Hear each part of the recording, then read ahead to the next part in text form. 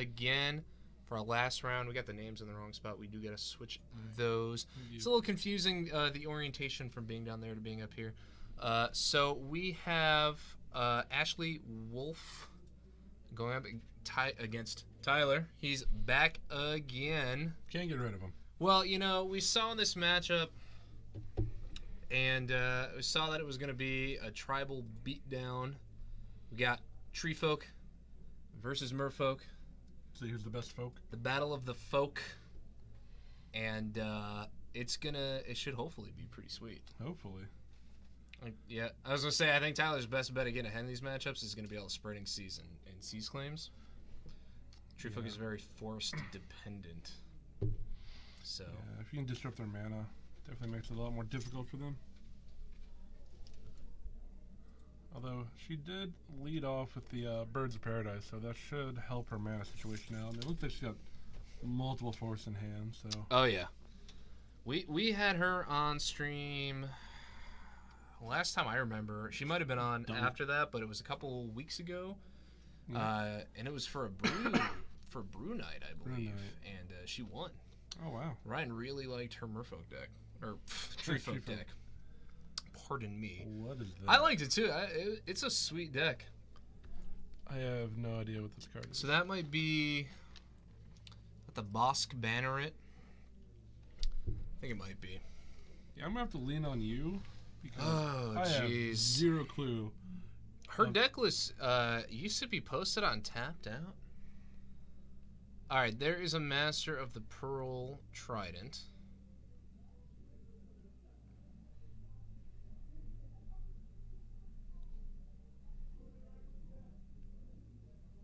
And yeah, I think that's got to be the Boss Banner. I think that makes it so that your Merfolk spells cost 1 less, and I think it's a 1/3. All right. Okay. And Tyler's going to Vapor Snag it, so Ashley is going to drop to 19. Draws another Birds of Paradise there. Well, that'll help against all the sprinting season and such. Yeah. Did you look up that boss man, right? Yeah, I did. Was that what that was? Did it look like it? Not. Oh, that's the... Okay, that's version? the Dauntless Dowerback, I think it's called. Dauntless Dowerback. Yeah. Maybe. We should look up... All right, you know what? Go to Tapped Out and search for... I think she called the deck the Ents March on Isengard. Little Lord of the Rings joke there. I'm pretty sure she had her deck list up on there. So we can bring that up and use that. And yeah, for anybody watching at home... if you like that deck, if you like this Treefolk deck, and you want to play it, you can also go there and look up her deck list. All right, Tyler, putting down an Aether Vial. Looks like he's giving Ashley a brief rundown of how that functions.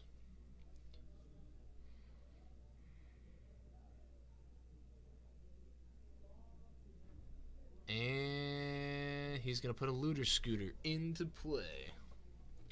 Smuggler's Copter had to be banned from Standard. And probably one of the more controversial times in Magic history when a bunch of cards needed to be banned from Standard in a very brief amount of time. Yeah, I don't think... We haven't had a banning since old Jace. And when they banned Jace...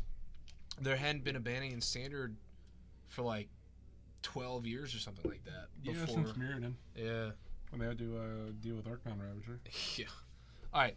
So that is a Treefolk Harbinger, which lets her search for a Treefolk card and put it on top of her deck. And that is Lignify, which is a Treefolk tribal enchantment that basically puts it on a creature and just makes it a 0/3 Treefolk creature. So kind of just turns them into a tree, and then they don't do much.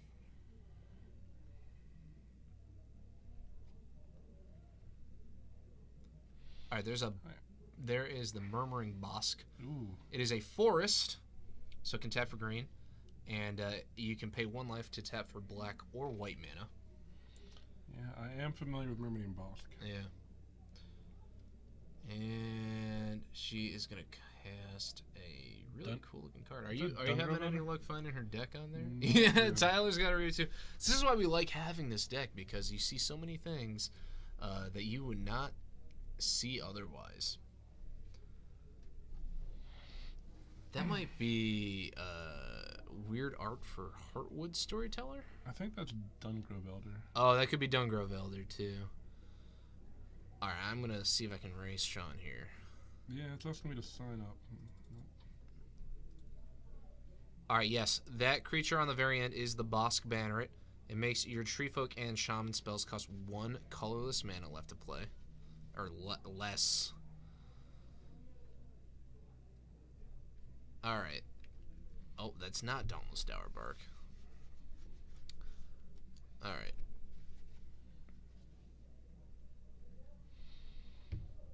We have Master Waves coming down for 1, 2, 3, 5.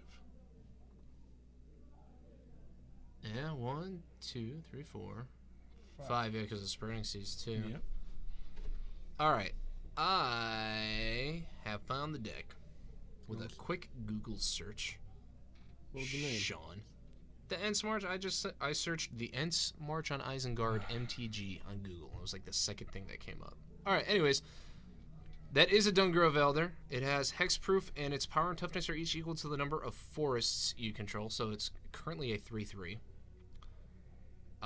And yes, that other card that you may not know, the one that's attacking right now, is a Leaf-Crowned Elder.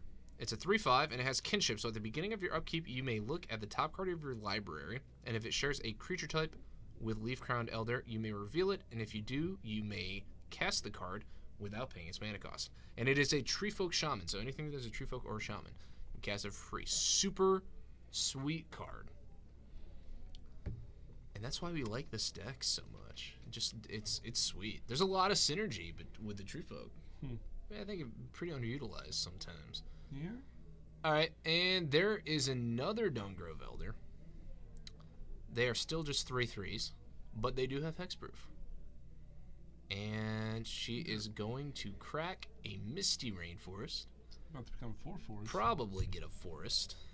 Oh, another Bosk Banneret, which you can search because it is a forest. A Murmuring Bosk? Murmuring Bosk, yep. Too many Bosks. I get confused, guys. It's been a long day for me, okay? Yeah, I'm about to say, like, that is the one card in this deck. That and Dungrove Elder that I know.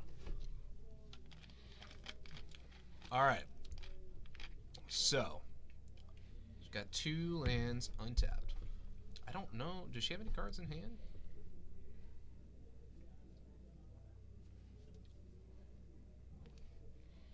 Doesn't look like it.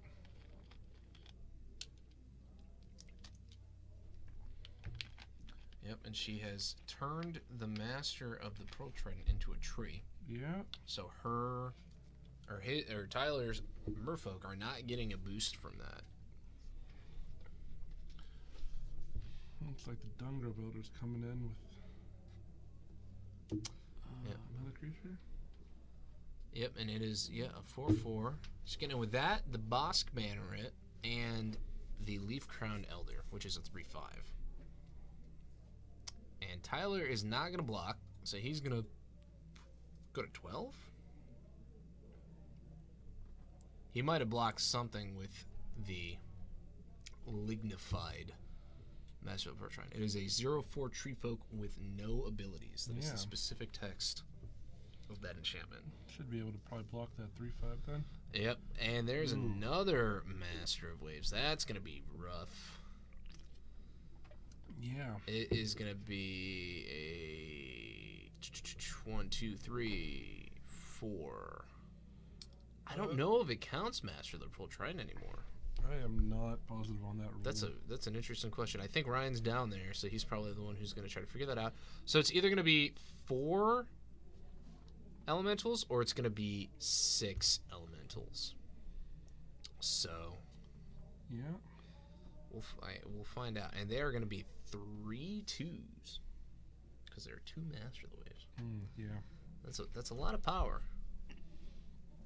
it's going to be at least 9 of them. Yeah. One of the weaknesses of the Treefolk deck is that it doesn't have a ton of removal for those creatures. It does have Abrupt Decay and Beast Within, but you cannot Abrupt Decay a Master of Waves. Can Beast Within. You can Beast Within it, but she only plays one copy in the main board. And she doesn't have her sideboard listed here. Well, maybe she can find more Lignifies then to turn off the abilities of it. And if she reveals a Lignify off of Leaf Crown Elder's upkeep trigger, she can put it onto the battlefield for free, enchanting something. Yeah. Pretty sweet. Alright. 1, 2, 3, 4. Oh. 5, It looks like 6. you still get to count Yeah. its mana symbols. I had a feeling that was going to be the ruling, but... Yeah.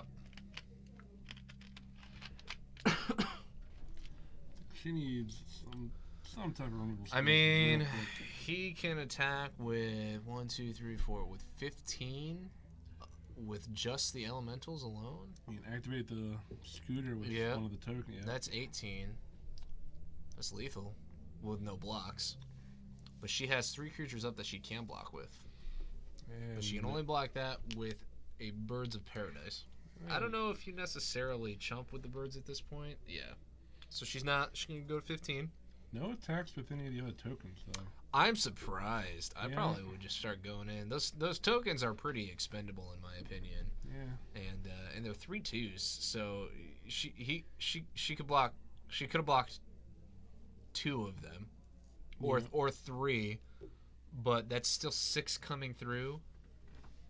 And she'd only lose 2 of them. And you still have another 5 on the back end for blocking, if that's a concern. Right. All right. There is a tapped Overgrown 2.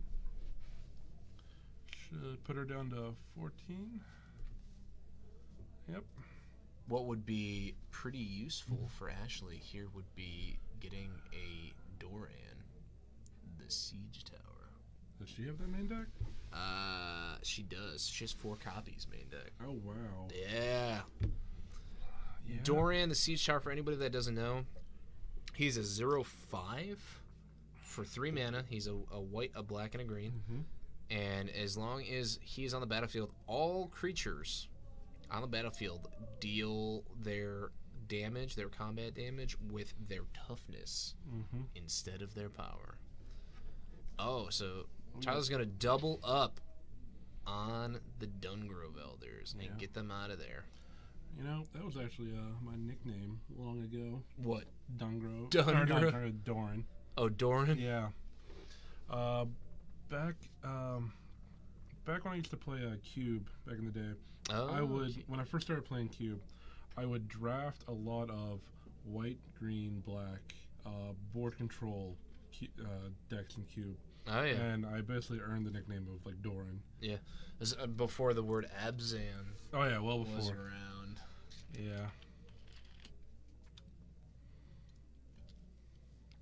Tyler still being very conservative with his attacks. Oh, maybe not.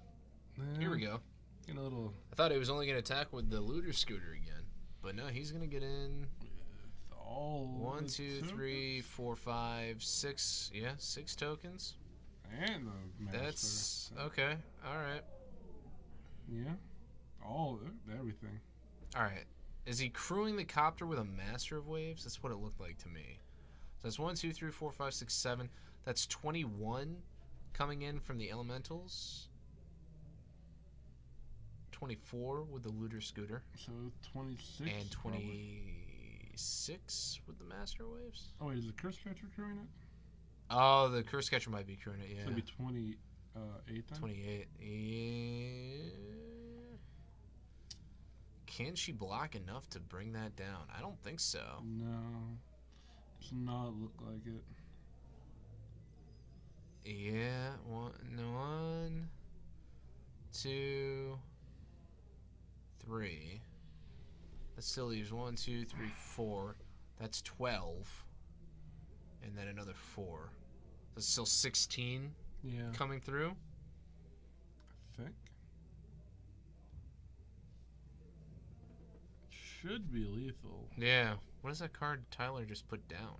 I have no idea. I don't know. He's showing a card in hand that I don't think he needs to. Is that Daxos? I have no clue. It might be it might be a new Merfolk from Ixalan. I don't know. Alright, it looks like Tyler got game 1. So we're gonna go to our sideboards here. Yeah, when you get 2 masters out there. Oh man, wouldn't it be hilarious if Ashley had choke in her sideboard? I don't think that was Daxos. No, it wasn't. Oh, she's got some Feed the Clans in her sideboard. And some Hurricanes, that looked like. Which is spicy. Pithing Needles. None of those are really going to help her. No. Scavenging Ooze. And that the corrosive something or other. That's an artifact hating card. Yeah, it destroys all artifacts. Yeah. Oh, no chokes in the sideboard. Creeping Corrosion. Creeping Corrosion, yep. Well, you don't always plan on running into Merfolk. Yeah. Unless you play around here.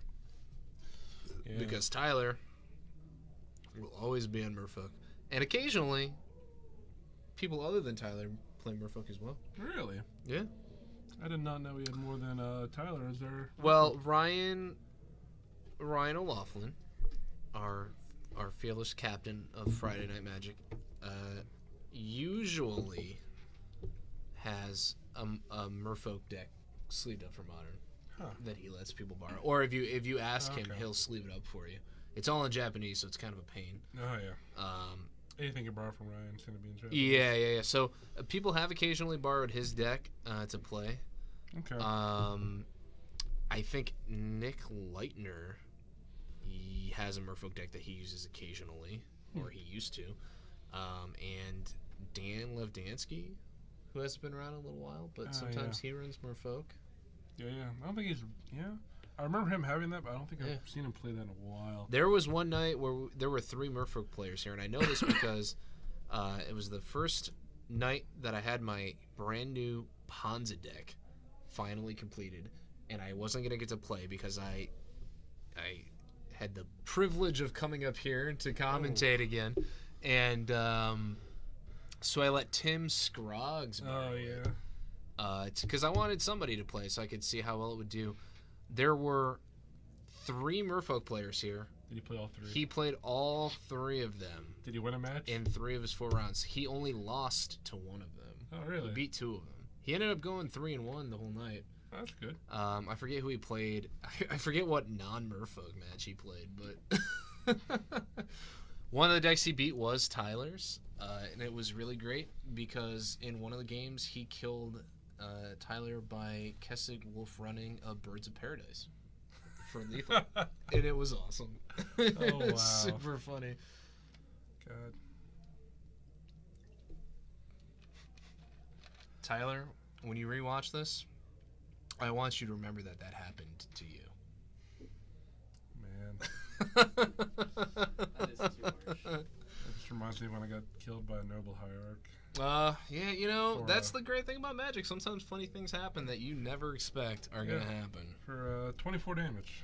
Wow. Yeah. Playing against Infect and Legacy. Oh, yeah, that makes more sense. I was playing a Tezzerator list. Had Trinisphere out, had Ensnaring Bridge out, had Chalice of the Void on 1 out, no cards in hand. And so they attacked for 0? He killed the Trinisphere, and then he killed the Chalice on 1, and was able to, I think he had, double Invigorate, Berserk, and Become Immense on a Noble Hierarch after attacking with it while I was helping. Man. Through an Ensnaring Bridge. Berserk, what a sweet card. Yeah. Oh, look at that. That is some of our FNM token promos. Ooh. The new thing they're doing. It looks like Ryan is giving some of them away. Looks like Ashley won one.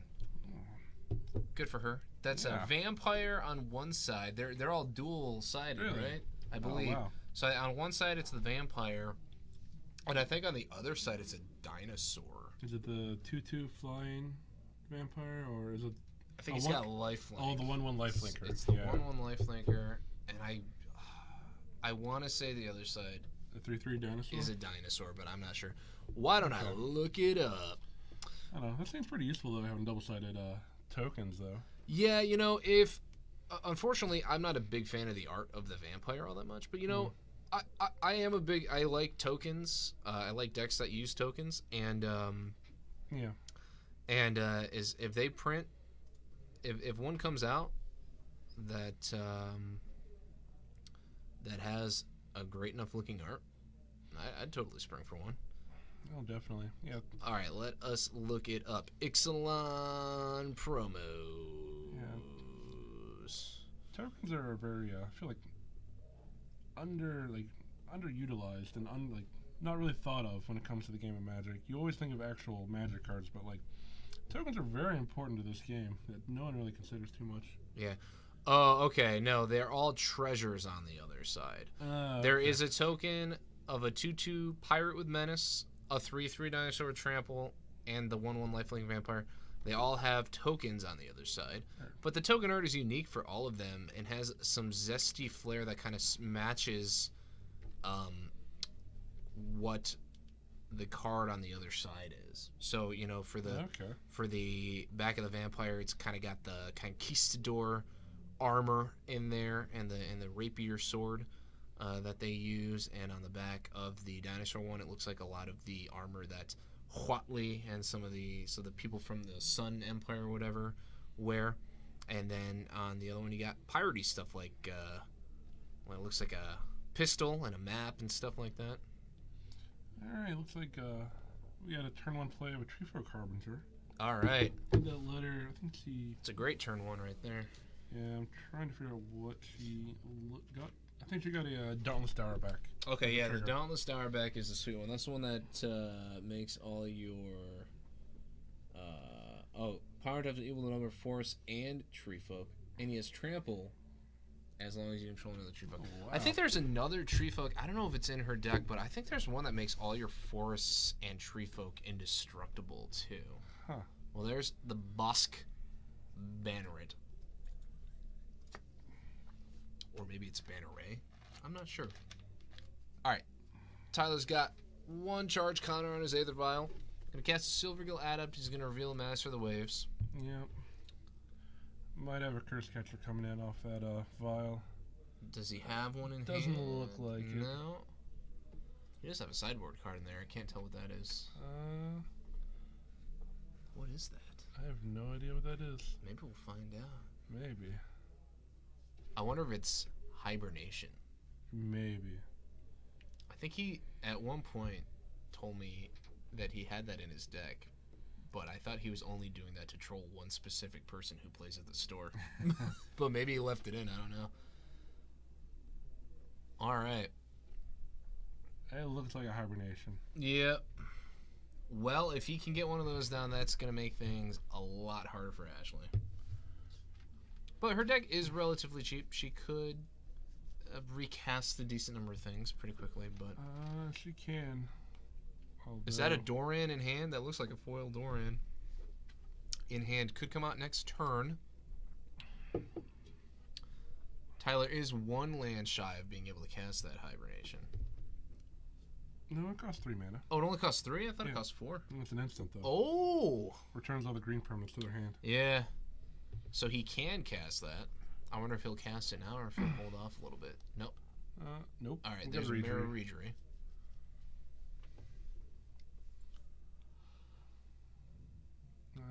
Looks like we have a bit of a discussion. I don't know. Wait. Nope. Nope. Okay. Alright, just no attacks. That is definitely a Doran. I think she got 2 Dorans in hand. Is that going to be a Doran? Yes. Yeah, we got a Doran. Ooh, so shiny. Very shiny. Tyler's got it. He says, what is this card now? And he's going to realize that it makes his Merfolk a little bit worse. And it makes this Treefolk a lot stronger. Yeah. Well, that, was that an 05? Yeah, he's an 05, but the Harbinger, I think, is a 03, and the Banneret's like a 1-3 or yeah, the 1-4. Banneret's a 1-3. So they all get a lot stronger. The Harbinger is an 03. Yeah. So, yeah. So they get a lot stronger. And he is an 05. Like, Tyler's probably going to be looking to cast that Hibernation, I think, now. Yeah, I feel like that's probably going to come down this turn. I think maybe. Especially with her missing land drops and Yeah. having to use a Birds of Paradise. Yep. Wow, 3 Silvergill add-ups, huh? Oh, yeah. And Jeremy Namo.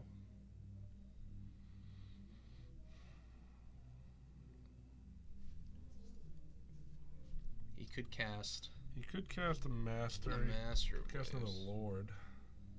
Looks like he's going to cast the Lord. Yeah. So they'll be as big as the 4-3s? Treefolks now. They'll be effectively Not yet, 3-3s. right? Because. Oh, yeah. They're only dealing. Yeah, because they're 2-1s, right? Yeah, well, they'll be 4-3s. Yeah, so it'll be. Which means with Dorian, they're essentially just 3-3s, which are the same as her, Ashley's Treefolk. Man, I can't talk tonight, folks. So anybody watching this or anybody who rewatches this, if I have screwed something up when I'm talking, Yeah. I sincerely apologize. Is he sending in a Lord to get eaten by Doran? I don't know. I guess. Well, he's got Hibernation. Oh, yeah, you're right. He mana does. up. So he vialed in. Well, no, because didn't he vial in a Silvergill? He vialed in a Silvergill. So how did he cast? He he untapped a land with the Reedry. Okay, that makes sense. All right, doesn't cast Hibernation. Huh. I'm pretty sure it is an instant though. Yeah. Maybe he's gonna do it. I guess it makes sense to do it at the end of Ashley's turn so that he can attack for lethal. Yeah. I don't think she has a way to get around that either. I don't think she does, No, honestly. that might just do it here.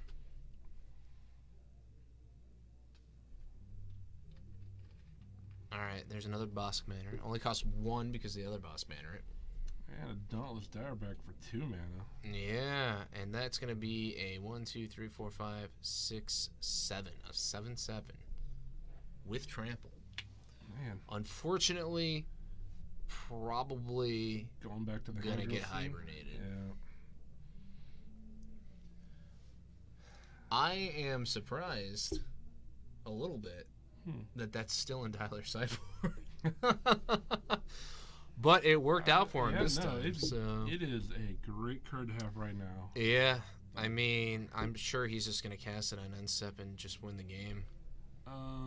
Probably as soon as she declares if she declares attackers, he'll probably cast it then. Yeah, I mean, she's tapped out. He could cast it anytime. She can't recast anything, so doesn't really matter. Yep, boom. There's the hibernation. Ouch. I think this game is. Yep. He's going to be able to attack for 12, 15, 18. All the damage. Yep. The bird's back. Yeah, okay. Yep. All right, so Tyler going to take this one in 2. We've got a little bit of time left. We might be able to find another game. We might be able to find another game. I'm not sure. They've been wrapping up pretty quickly.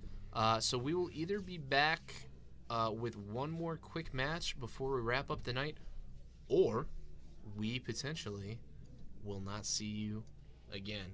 But if we don't find another match, one of us, or maybe Ryan or somebody, will probably pop up here and just maybe say bye and turn things off real quick. So hang in there for a couple minutes. We'll go see what we can do. And, yeah, thanks, guys. Yep. Thank you. Hey, Donnie,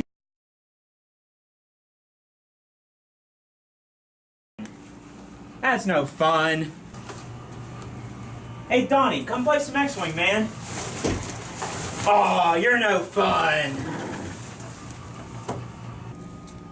Hey, Donnie, come learn to play X-Wing with me. No, Tyler, I'm teaching Donnie to play Pokemon now. Hey, Donnie, come play. Aw, you're no fun. I'm going to use the restroom.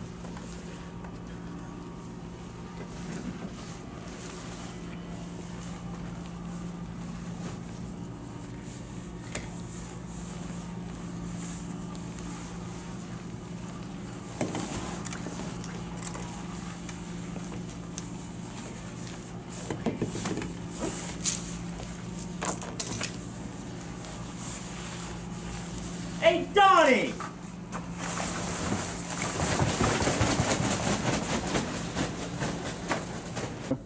Hey, if you want to learn X-Wing, come in here Thursday nights and talk to me, Tyler, and I'll give you a free X-Wing demo.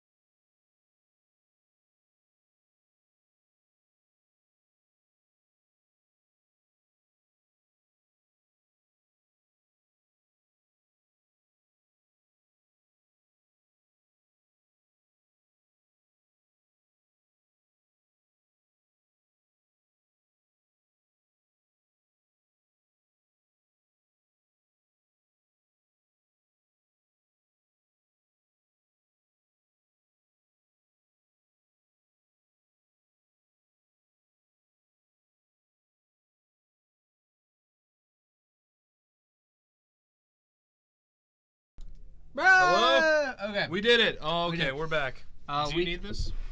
Probably. All right. We could not find another match. Things wrapped up. So we brought Ryan back up here real quick. We're just going to talk about some upcoming events that we have before we're done for the night. We're going to briefly go over the rest of the large Magic events that we have for the remainder of the year and some releases. So today, the Merfolk versus Goblins dual deck released. We have copies of it down on the shelf. You can pick that up. It's $19.99. Hot diggity dog. And I've got to say, that's probably the best dual deck they've released. Is it? Oh, now you're going to make me have to go look at it Is and it? stuff. And I'm going to... This is blue-red. So, sometimes you're the worst. Sometimes I'm the best. Tomorrow night, Saturday, at 6 p.m., we have our standard showdown. That's every Saturday at 6. But following that, at 7 o'clock, we have an Iconic Masters win-a-box that's modern format. Yep, and then the weekend after that, the 17th through the 19th, is our Iconic Masters release weekend, which is going to be super fun. I imagine we'll probably have some drafts. We have drafts scheduled Friday, Saturday, and Sunday. There's an event page on Facebook. You can go check out all the times. We're also going to try to do a sealed on Sunday afternoon.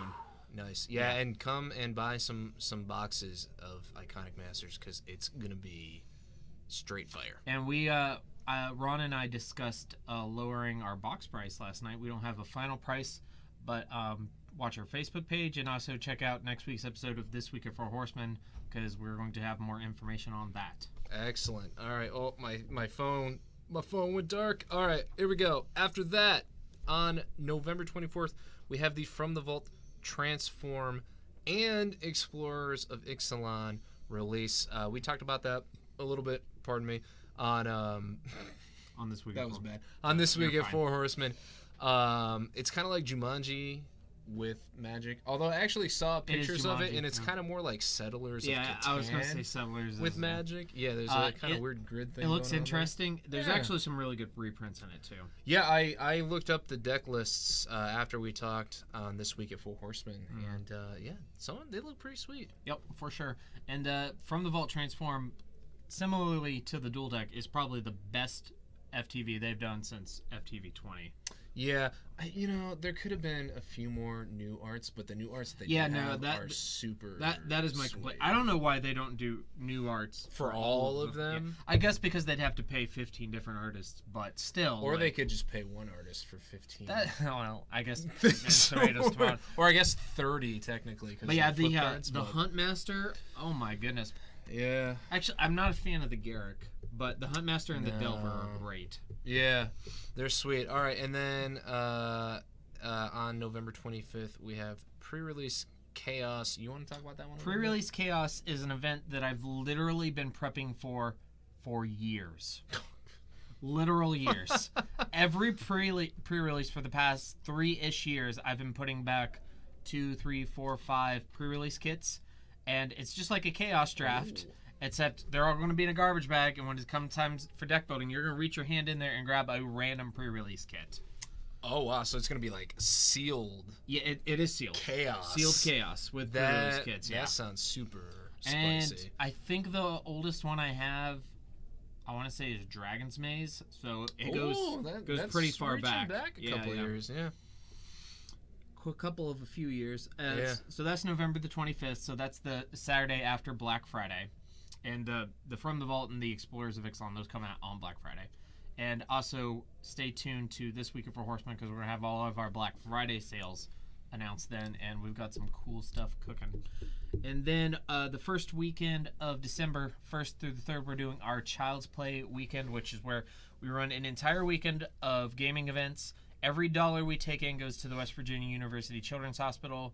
We're going to do magic events on Friday, of course, for F&M, and then we're going to have a tournament on both Saturday and Sunday. I think we're going to have a Legacy F&M on Friday, and then we're going to do a Modern event on either Saturday or Sunday, and then the other event will be a Team Unified Modern.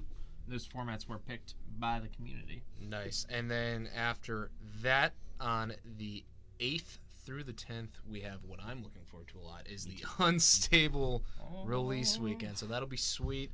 Drafting all weekend. Unstable drafts are probably going to be hilarious and silly, and also you can get some borderless full art. Yeah, and not just full art, that but borderless. That look.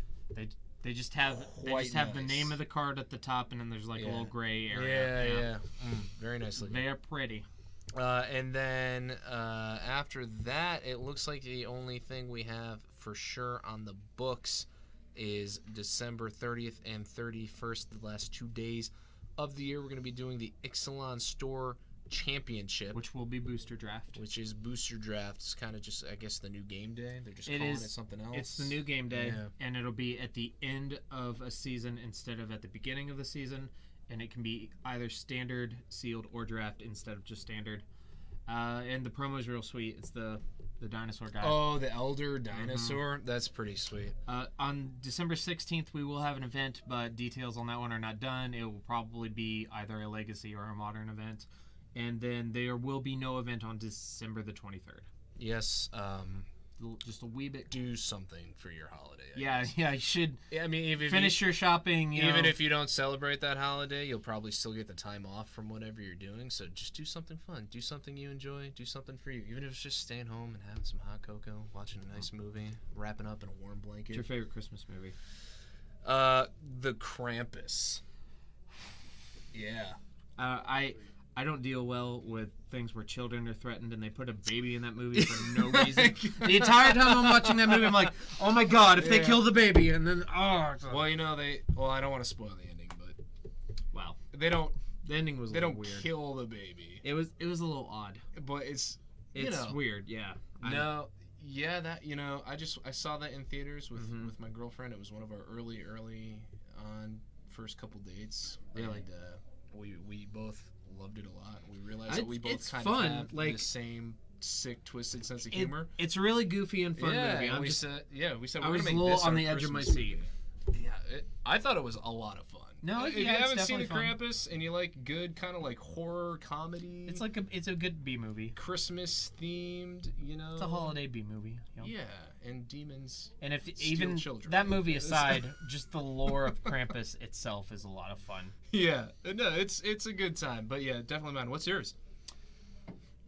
Christmas Story or Christmas Vacation? God, you're so cliche, man. That's what everybody says. Because those are the best. Nah, I guess Christmas Vacation's pretty sweet. I mean, I've watched Christmas Vacation forever, so they're we my family, we used to always drive around and look for the Griswold houses, the ones where just like went way over the top with decking them out. No, we did that too. We totally did that too. Yeah, I guess we still do it. Yeah. Well, I think I'm in the front of the car now. Yeah. How about you, Sean? You're in the back there. What's your favorite Christmas movie? Krampus. Krampus. I love that movie. Krampus is awesome. It is good. Sam? Home Alone. Yeah. Why don't you be like, hey man, it's cliche, man. It's not as cliche. It's pretty Christmas close. Story. Christmas Story or is Christmas Vacation. Those are great movies. They're okay. They're better. They're no Krampus. They're better than okay. But okay. Okay. All well, right, we agree can to disagree. Yeah, exactly. I got your back. All right, All right. let's wrap Yeah, this. let's wrap it up. We're all done. That's everything coming up till the end of the year, which is only like a month away. Month Yeah, and a half. I can't believe 2017 is just like that. Yeah. I still swear it's January 1st, and I'm like 2017. Some people probably would say that they didn't think that this year went by quick enough. But we won't get into that on here. But anyways, yeah, thanks for coming out and having fun with us. We had a sweet Ryan-less Friday night. We miss you, but we had fun up here, didn't we, guys? We tried to have fun. We had Sean on for his first time, hopefully not his last. We'll review the tape tonight. Yeah, I guess Ryan will be the judge of that. And There'll be a panel. Sam up in the booth over here. You can't see him, but hey, he did a great job getting used to things. Oh, he's going to pop on. It's like a little ghost. All right, guys. Thanks for joining us, and we'll see you next time. Good night. Now you hit stop. I don't have the mouse. Oh, yeah. Now I hit stop. You hit stop.